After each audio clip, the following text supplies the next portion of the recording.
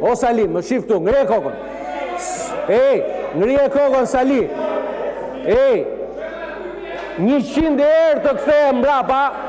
100 herë të kthehem mbrapa atë një gjë. Ti Jozefin, të lutem, mos u bëj si kur dhem shpirti për Saliun, se në 2021 kemi bashkëpunuar bashkë kundër Saliut, sa për korrektesë, që të lutem.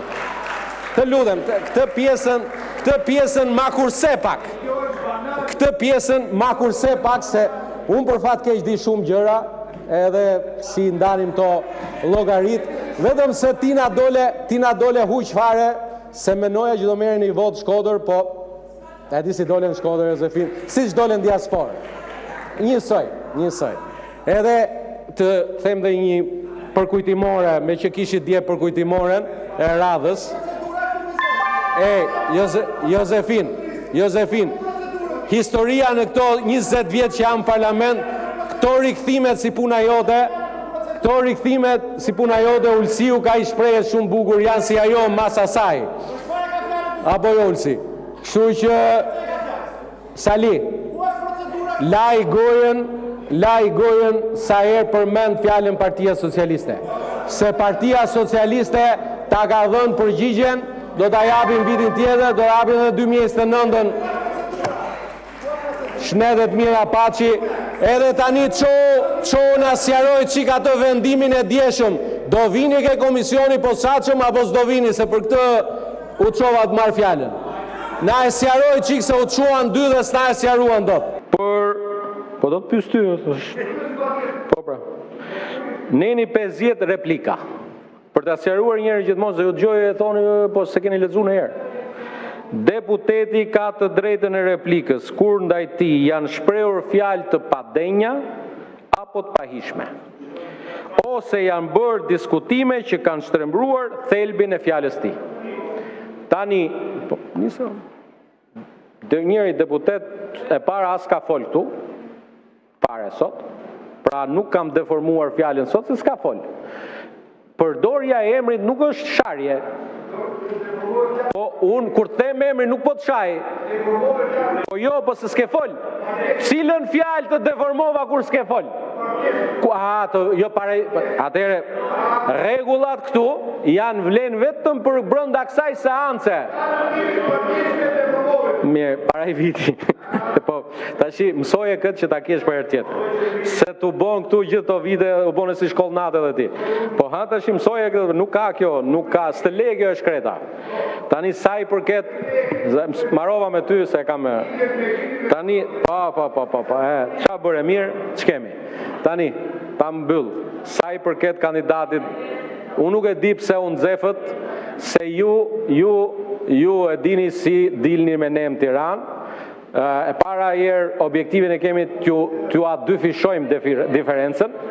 Nga 20 që e kishim me ty do t'a çojmë 80 diferencën, sepse Tirana voton Edi Ramën dhe Partinë Socialiste, o Belind.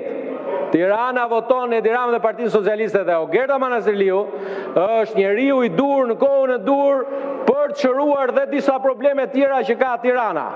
Ndërkohë që ju jeni aq paft, sa që në vend që dilte në njëri për jush, dilte kandidat, su ambajti dilte kandidat, dhe në fund e disi do thoni, po futëm këtë, pra ndaj humbëm kaq thellë, se po të kishte dalë në njëri nga ne, do humnim pak më dobët. Me këtë e keni thjesht, sepse morët zarin e zenit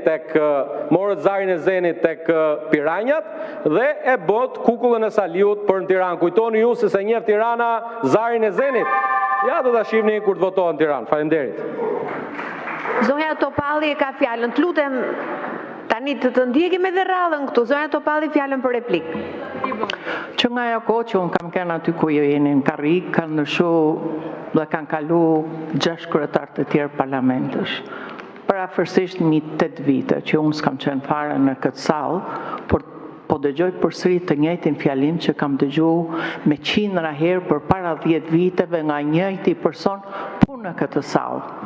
I vetmi ndryshim se është zbardhur në flok pa asnjë ndryshim tjetër dhe një farë mënyrë edhe ja kam lakmi në fakt mënyrën se si reagon. Ajo që është pa precedent që ka ndodhur gjatë kësaj periudhe përveç vrasjes së gjykatësit dhe burgosjes së avokatit është dërgimi i administratës për të rrethuar GKK-n. E pa precedent, e frikshme, një alarm që tregon se pushteti është në gjendje me ba çdo gjë në qoftë se atij i preket diçka. Por ajo që është kulmi dhe bën demokracinë tërësisht vulnerabël është majtja në arrest e kryetarit të opozitës pa akuzë. Më thoni mu, në cilin vend të Europës ndodh që të mahet në arrest kryetari i opozitës pa akuzë për muaj të tërë. Dhe fundit, mbajtja e Irena Gjoks në sistem është dëshmia më gjallë, më vërtet e asaj që ju bëni dhe për cilën ju shërben ajo që keni quajtur ju në reformë drejtësi, por që ka qenë eksperimenti më i pamshirshëm ndaj shtetit dhe demokracisë shqiptare. Faleminderit, zonja Topalli. Tani fjalën e ka Tedi Blushi, ka kërkuar fjalën për replik apo procedurë? Replik. Më përmendi emrin. Së pari, lajmëroni ministra të vinë në sallë se nuk vidhet edhe gjatë punimeve të seancës plenare. Unë e kuptoj që kanë shkuar gjithë të vjedhin, sikundër e kuptoj faktin që kjo mazhorancë ka vetëm 10 deputet në sallë, që tregon dhe njërës se sa seriozisht e keni marrë ju çështjen e reformës në drejtësi. Tani se kush është reforma në drejtësi, na e tha indeksi i sundimit të ligjit. Jemi vende pas Vietnamit komunist, Tauland. Kush ishin arkitektët e shkatrimit të reformës në drejtësi? Pa dashur ty përmend emrin se nuk duhet t'ju jap luksin të bëj replikë. Dikush që donte të shpëtonte faktin që vllai i tij ishte trafikant. Një tjetër që ishte kapur në përgjime. Pastaj me që na përmendët kushtetutën dhe me që na kujtuat konsensusin. E para, kjo reformë nuk ka asnjë lidhje me reformën e miratuar me 140 vota. Dhe dua t'i kujtoj Taulantit votimin e datës 18 dhjetor 2017. Mënyrën se si u zgjodh Arta Marku në shkelje të kushtetutës. Deri, thot kushtetuta, është kjo kushtetutë që na tregoi Taulanti. Ja ku e keni. Neni 179, pika 13, prokurori i përgjithshëm duhet të zgjidhet me 2/3 e antarëve të kuvendit. Zgjedhjet e tjera do të bëhen me 3/5 e antarëve të kuvendit. 69 votat e Arta Marku Taulant. Pra kështu e kapët dhe kështu e shkatruat një reformë që në fakt u shndrua në një ramaform. Një reformë e cila kishte për qëllim vetëm të godiste gjithë kundërshtarët dhe ata që bezdisin Edi Ramën, por që nuk ka qëllim të ndalë gjakderdhjen financiare. Dhe ja ku është dëshmia, të gjithë ministrat kanë ikur të vjedhin, asnjë nuk e në parlament. Zoti Sheu, keni fjalën për procedurë. Po prit mos është përpara. Faleminderit zonja drejtuese. Ndoshta kalojnë çik shumë diskutime dhe do duket njerëz që dalë jashtë kontekstit për procedurën që kërkoj unë. Por dua të them të gjë. Shpeshherë ky parlament me metodat procedurale të tij ultra të shpejta, interferencat futet dhe shkon në rrugë qorre. Do them diçka. Sot Senati italian miratoi reformën në drejtësi të Italisë, reformë e cila e dini sa kohë përpara ka filluar? 15 vjet përpara është iniciuar nga Berlusconi. Si pasojë e asaj situate që kemi sot në sistemin e drejtësisë shqiptare, kur Manipulite dhe Di Pietro përdoren si inkuizitor kundër demokracisë italiane në mbështetje të komunizmit, kundër atyre që shëmbën murin e Berlinit, që futën Italinë në NATO dhe futën Italinë në Bashkimin Evropian. Pikrisht, sot më në fund, pas kaq vitesh, Parlamenti italian realizoi atë që nisi Berlusconi. Filloi reforma dhe ndryshimi vërtet i drejtësisë italiane për të marrë ato elemente të rëndësishëm për të eliminuar ndryrët politike. Ndërsa në Shqipëri, me një reformë rrufet të drejtësisë, dhe ky parlament të gjithë do të shikojë e anën procedurale të këtyre gjërave, me interferenca të rrezikshme nga jashtë, e theksoj, me interferenca të rrezikshme nga jashtë, atje nga ai